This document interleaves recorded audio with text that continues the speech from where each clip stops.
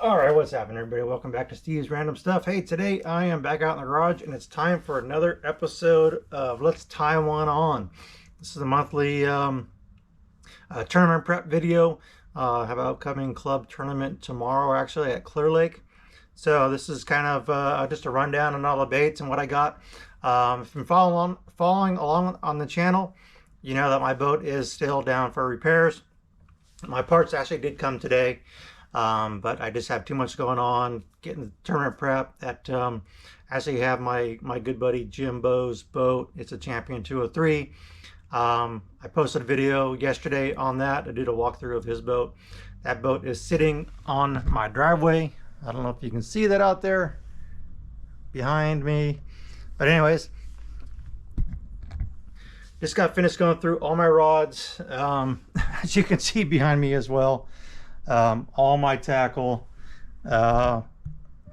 just a mess on the boat. Let's see, there you go, just a big mess of all the different tackle, all kinds of baits, kind of just a little bit of everything. Just trying to be prepared. Got a bunch of rods. I got like about a dozen rods set up here. For this month's episode of Let's Tie One On is courtesy of the 2003 Hen House Big Chicken, coming in at a whopping 10% ABV. So just kind of joking about that, but anyways, just kind of enjoying a beverage while I'm getting everything ready. But the Clearlake bite this time of year in February is kind of up and down. It really depends on the weather. We were up there last Saturday, and the weather was kind of hit and miss. It was, it was overcast, it was cloudy, a little bit of wind. It's cold wind, and water temperatures were only like 46 and a half. I think I did see 147 during the day, but just cold water temp. And with those kind of conditions, I think we just hit it the wrong day on Saturday. Sunday it cleared up, it was sunny, the bite was a lot better.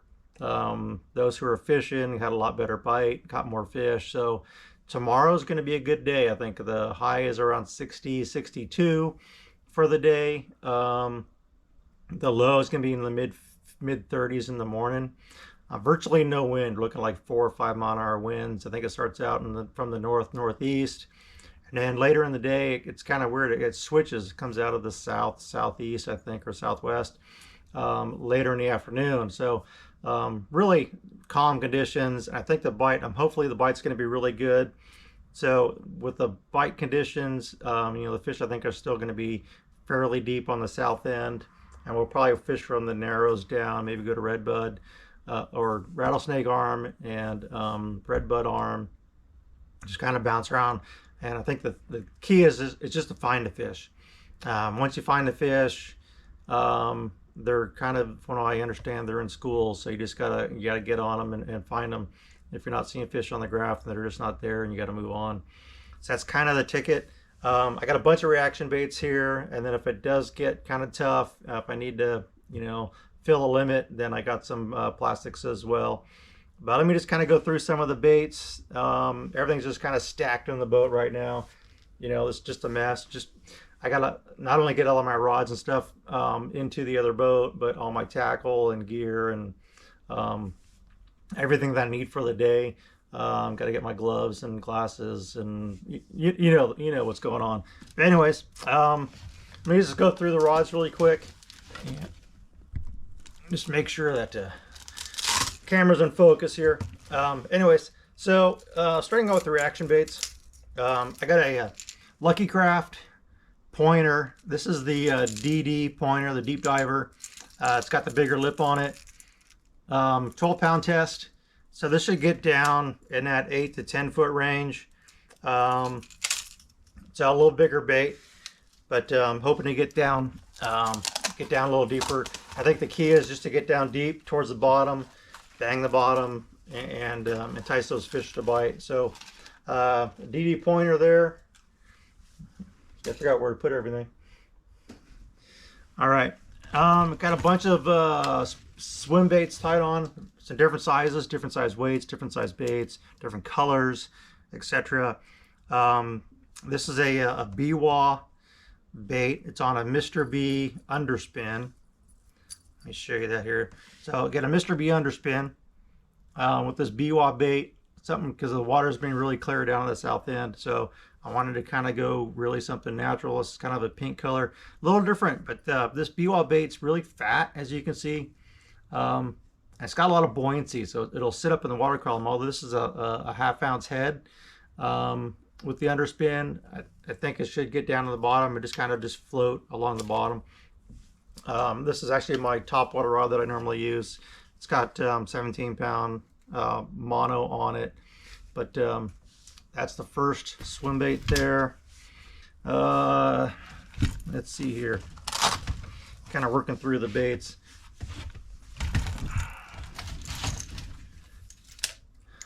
Another swim bait here. This is a 5-inch easy shiner. This is actually an overspin. As you can see, the blade, kind of like a spinner bait, the blade's up on top. So the idea on this bait is to get it down on the bottom and just drag the bottom really slowly and let those fish kind of come to the bait. From what I understand, this has really been working because when you get down to the bottom and that bait's kind of banging on the bottom like this, that blade is still active, right? The blade's up here and it's still active as you're dragging it through the water column. As opposed to an underspin, right? When you're throwing an underspin and that blade gets on the bottom, right? What's going to happen? That blade, you're going to lose kind of track of that blade and it's just going to sit on the bottom. So kind of have a different look. It gets more flash, gets it up where the fish can see it a lot better. And so this is a 3/8 ounce overspin with a BWA, or not BWA, with a Kitech Easy Shiner in a shad color. And so that's another swim bait. Let's see here. Now it's pre-spawn this time of year. You got to have some kind of LV 500. Clearlake is known for the LV 500s. It's just kind of a staple up there in the crawdad color. Just kind of a standard bait. Throw it out there, let it sink to the bottom, and you want to kind of yo-yo it, but you don't want to like jerk it too hard. You just want to kind of lift your rod tip up, hold it up there, and let the bait just kind of come down on its own, and then drop your tip, reel up, lift it up again, and then just let it kind of pendulum back down to the bottom. Just more of a slow reaction bait, not too fast. Later in the springtime, you can jerk that bait and get it a little bit more active. But right now, the water being as cold as it is, you want to kind of slow that down. Now I got a couple crankbaits, deep diving crankbaits. Yeah, first one here is a Strike King 6XD shad color. Something I can get down there deep. This is my Dobbins cranking rod. It's a 760. What is it? 764 CB cranking rod by Dobbins. The CBRM Randy McAbee rod. And it's 6XD. Get down there deep. And then the other one I have on here is a tactical DD crankbait, kind of a hitch color. As you can see that right there. Take that off. The tactical DD. This is actually on 20-pound Seaguar fluorocarbon. And normally with like a 12-pound test, I can get this bait down to about 18 feet, 18, 19 maybe. About the 20-pound, I'm thinking it's probably going to go down maybe 15 at best. Just something I can get down there on the bottom, bang it around on some of those ledges, and hopefully dig up a couple fish on those deep water areas. And let's see here. And then another reaction bait. I was throwing this last week. This is a Mr. B chatterbait, and it's got the let's see, Littlefoot lures. That's it, Littlefoot lures swim bait on there. So it's just a really good combination, bluegill color, something the fish can see. Now this one I actually colored. It's hard to see. I colored the back of the tail chartreuse with my chartreuse marker, give it a little extra flash, make it look more like a bluegill. So something to try on that end. As an alternative, I can throw this swim jig. This is the California swim jig with a small swim bait on there. Kind of a hitch color again with the blue. Just kind of a backup for the chatterbait. And then kind of the last of the reaction baits is the Bass Slayer Baits sleigh rig. And this has just been killing it up there for a lot of guys recently. I'm going with a 3.8 Kitex on there with a 4.8 in the center. So just a really solid rig, kind of a natural color for those fish. And these are, I think, like 3/8 ounce, 3/16 ounce heads. Something I can get down, let it sink down to the bottom. It's going to be really calm, so it shouldn't be any problem getting it down to the bottom with these baits. And in case I need to change colors, I got a bunch of baits to change colors on that. So the sleigh rig, I'll probably be starting out with that, as well as a couple of the other swim baits and underspins. Now if it does get tough, I need to slow down. I got the Mr. B football head, 1/2 ounce, brown and purple. The brown and purple seems to be a good color for up there with the Yamamoto brown and purple grub as well. So I can slow down with that bait. Drag the bottom again, just working it slowly, just dragging the bottom, banging it around. Let's move some of these rods out of the way. Then another slow bait, plastics, is the Yamamoto Sanshuo.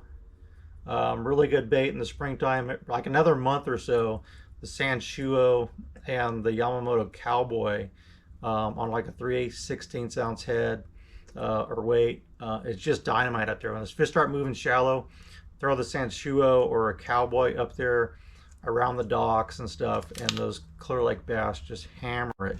Caught a lot of big fish up there, 5-6 pounders on this type of bait.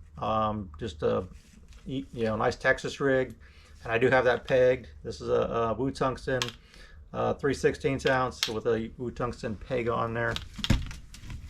Another one, because it's going to be fairly calm, is the Yamamoto Hula Grub. This is kind of my Berryessa staple. You guys have all seen this before. But again, just more of a finesse bait, something like get down the bottom. Work slowly. It's a 3/8 ounce head on that one.